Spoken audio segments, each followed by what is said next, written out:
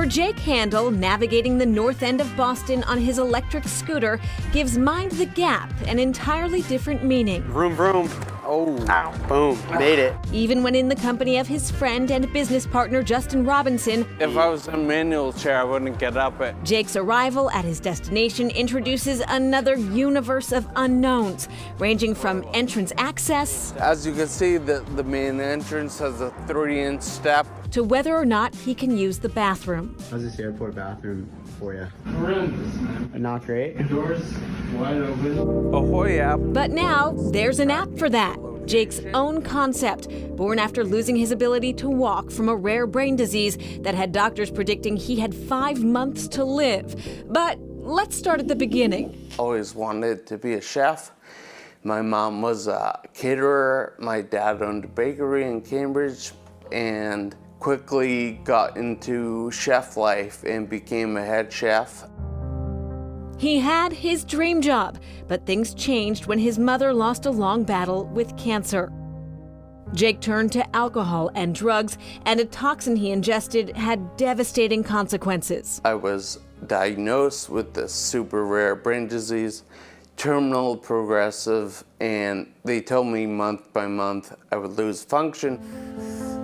Jake deteriorated quickly and fell into a coma-like state, lucid but unable to move or communicate for 9 months. I call it the best self-therapeutic retreat possible. I use this 3 months period of self-talk to properly grieve my mother and finally get peace with that, which I never did. You've been through so much, and no one would blame you for just feeling down, but you've never been that way. I just learned to be grateful for the little things. Every month or so, I'd regain some minute ability, whether it was to wiggle a finger. You know, I found joy in that. Fast forward, and as Jake continues to grow stronger, he's returned in mobility devices to a world with challenges he never knew existed. Can I roll in? How heavy is the door? Is there an elevator? Because a lot of times you roll into a restaurant, but then there's like 4 stairs to get up to the other dining room.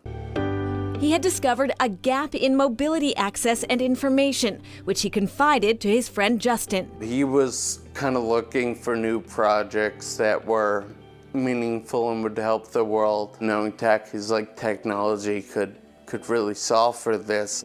They put their heads together, recruited a team, and within a year launched the Ahoy app. Part of what I'm trying to do is motivate folks to get back out there. So you make a profile.